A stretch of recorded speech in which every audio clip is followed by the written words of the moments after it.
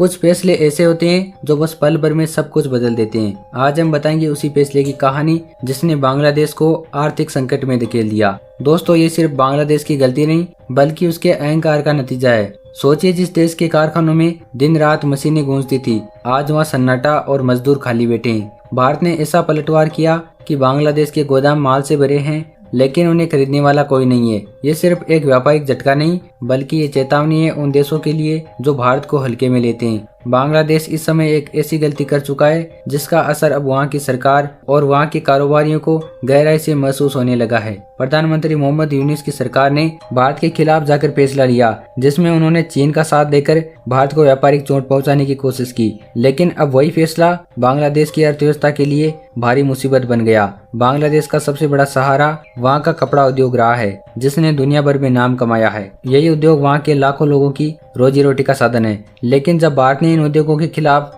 एक के बाद एक कड़े कदम उठाए तो बांग्लादेश के कपड़ा व्यापार की रीढ़ पर सीधी चोट पड़ी। पहले भारत ने कुछ जमीनी रास्तों से बांग्लादेश के कपड़ा और जूट उद्योगों के आयात को रोक दिया। इससे सीमा के रास्ते आने वाला बड़ा माल अटक गया और कारोबारियों को भारी घाटा होने लगा। इसके बाद भारत ने और सख्ती करते हुए प्रतिबंधित जूट उत्पादों की लिस्ट बना दी, जिसमें जूट और बास्ट फाइबर से बने कपड़े, सूतली, डोरी और बोरे और थैले शामिल कर दिए गए। ये अब सिर्फ कागज का खेल नहीं बल्कि इसका सीधा असर उन लाखों मजदूरों की जिंदगी पर पड़ रहा है जो बांग्लादेश के कारखानों में दिन रात काम कर रहे थे। अब ना तो उन्हें ऑर्डर मिल रहे हैं और ना समय पर पेमेंट मिल रही है। भारत का ये कदम किसी अचानक गुस्से से उठाया गया फैसला नहीं था, बल्कि ये एक रणनीतिक तौर पर सोचा समझा जवाब था। पिछले कुछ महीनों से भारत और बांग्लादेश के बीच संबंध लगातार बिगड़ते जा रहे थे। भारत ने कई बार चेतावनी दी, अगर बांग्लादेश ने चीन के साथ मिलकर भारत के खिलाफ किसी भी तरह की कार्रवाई करेगा तो इसका असर व्यापार पर पड़ेगा। लेकिन बांग्लादेश ने इन चेतावनियों को हल्के में ले लिया।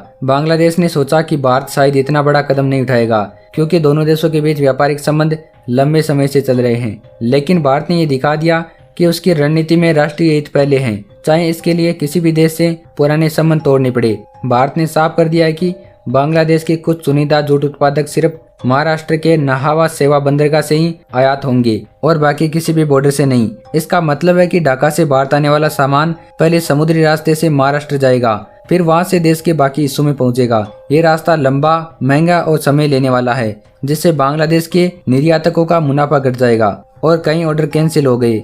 भारत के घरेलू उत्पादों को अब ज्यादा मौका मिल रहा है, क्योंकि विदेशी माल की कमी से बाजार में उनके उत्पादों की मांग बढ़ गई है। ये पहली बार नहीं है जब भारत ने बांग्लादेश के खिलाफ इस तरह का व्यापारिक प्रतिबंध लगाया हो। 27 जून को भी भारत ने जमीनी रास्तों से आने वाले कई जूट उत्पादों पर बैन लगा दिया था। इससे पहले अप्रैल और मई में भी इस तरह के प्रतिबंध लगाए गए थे। भारत का साफ संदेश था, अगर बांग्लादेश भारत के खिलाफ जाकर चीन के साथ खड़ा होगा तो उसे इसका व्यापारिक खामियाजा भुगतना पड़ेगा। असल में बांग्लादेश की सरकार को यह समझना चाहिए था कि उसका कपड़ा और जूट उद्योग भारत के बाजार पर काफी हद तक निर्भर है। भारत बांग्लादेश के कपड़ा उत्पादों का एक बड़ा खरीदार है और अगर ये रास्ता बंद हो जाता है तो बांग्लादेश के लिए कोई दूसरा ऑप्शन नहीं है। दुनिया के दूसरे बाजार जैसे यूरोप या अमेरिका में पहले से ही मंदी का असर है और वहाँ से बड़े ऑर्डर नहीं आ रहे हैं। ऐसे में भारत के बाजार से कट जाना बांग्लादेश के लिए आत्मघाती साबित हो सकता है। अब जो मजदूर फैक्ट्रियों में कपड़ा बुनते थे, अब वो घर पर बैठे हैं। व्यापारियों के गोदाम में माल भरे हुए हैं, लेकिन उन्हें बेचने का कोई भी सीधा रास्ता नहीं है। कई छोटे व्यापारी कर्ज में डूब गए हैं, क्योंकि उन्होंने जो माल तैयार किया था उसके खरीदार पीछे हट गए हैं। आने वाले समय में इस फैसले का असर और भी ज्यादा होगा। शुरुआत में बांग्लादेश सरकार को लगा था कि ये सिर्फ अस्थायी रुकावट है और शायद भारत जल्द ही अपने फैसले पर पुनर्विचार करेगा। लेकिन अब भारत ने साफ कर दिया है कि ये सिर्फ चेतावनी नहीं बल्कि एक लंबे समय की रणनीति का हिस्सा है। कोई भी पड़ोसी देश अगर भारत के खिलाफ जाएगा तो सिर्फ उसे राजनीतिक ही नहीं बल्कि आर्थिक नुकसान भी झेलना पड़ेगा। बांग्लादेश के सामने अब दो ही रास्ते हैं, या तो भारत के साथ बैठकर बातचीत करे और व्यापारिक रास्ते फिर से खोलने की कोशिश करे, या फिर अपने उद्योगों का बड़े पैमाने पर नुकसान होने दे। लेकिन बातचीत के लिए भी पहले उसे भारत के साथ भरोसे का रिश्ता बनाना होगा, जो फिलहाल बेहद कमजोर हो चुका है। कपड़ा और जूट उद्योग सिर्फ कारोबार नहीं बल्कि बांग्लादेश की अर्थव्यवस्था की जान है। अगर यही उद्योग लगातार नुकसान में जाता रहा तो आने वाले महीनों में वहाँ बेरोजगारी, महंगाई और आर्थिक अस्थिरता बढ़ेगी।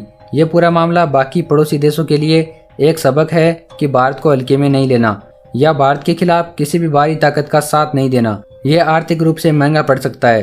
अब आपका क्या कहना है इसके बारे में कमेंट करके अपनी राय जरूर बताइए। और अगर आपको ये वीडियो पसंद आया तो वीडियो को लाइक करके चैनल को सब्सक्राइब जरूर करें।